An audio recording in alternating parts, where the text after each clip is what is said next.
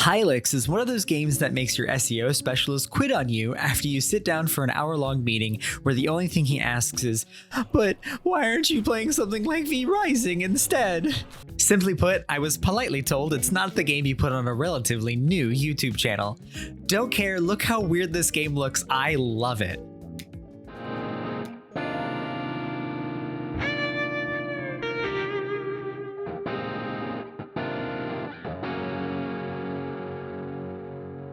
So this is Hylics 1. We're going to talk about both Hylics 1 and 2 here, but we'll start with the first. Alright, so this is an RPG, clearly inspired by older classics like Final Fantasy and Earthbound. Generally, you're exploring a big map, taking vague hints from characters you meet on where to go and finding new party members to help you beat the big baddie at the end. Instead of magic like you're used to, you must watch TVs to gain gestures, which can be cast in battle. Pretty simple and self-explanatory stuff. Mystic Meat is my favorite. Tasty. What a good gesture. There really isn't much to say on its combat or story, if you can even decipher this story. It's what you would consider a bog-standard turn-based combat game. You experiment to figure out how each enemy works and how all your gestures function, since I'm sure no one going into the game knows what queasy or damped actually means. The game lets you experiment in fights as much as you want, as death just means a trip to the afterlife where you can promptly leave whenever you'd like.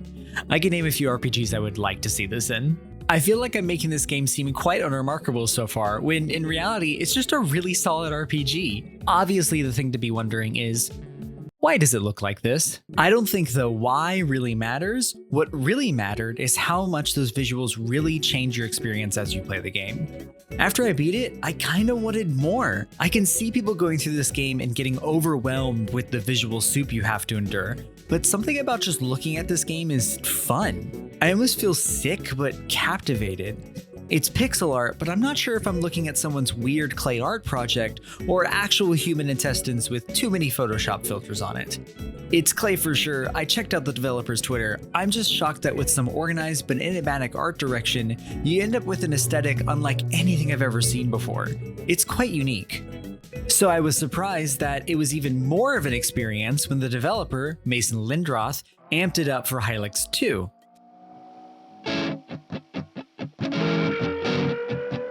There's a 5-year difference between these two games, and you can see it. There are 3D models now.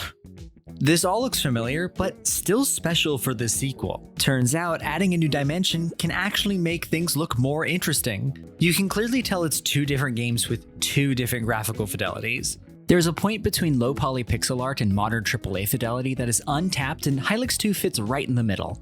It's a conversation about aesthetics versus graphics that I'm unfortunately short a different college degree to really talk about at length. What I can attest to is that Hylics 2 both looks and feels like a sequel. You can jump now, and you get an air dash. That's a 10 out of 10 for me right there. You're still exploring around and fighting, but there's definitely more of a story here. Again, if you can figure it out. Fighting feels like it probably got more than one polish pass. You still snap at people, and I love how flashy it is, and how your enemies have just as much personality while fighting you. They were static in the first, which means the fights in the first game were visually the most uninteresting part of the game. Now they animate, and it's terrifying. In fact, now fights have sort of a visual soup going on itself, to the point where sometimes the busier fights cover up important info like damage and stuff. Whoops. Either way, I want to see every enemy in animation. And yes, you still look at TVs to learn your gestures. This game feels just as much of an interactive art exhibit as it does a video game. Hylics 1 and 2 can't help but being in its own pedigree because of that. Video games in general can be augmented by their different aspects. For example, Pathologic's gameplay is somewhat miserable, but that story is worth every hour put into it, which makes the gameplay more tolerable. Quadrilateral Cowboy would be a pretty standard hacking game if the little vignettes it presents in between missions didn't elevate its overall story and world building. You should go watch my video on that.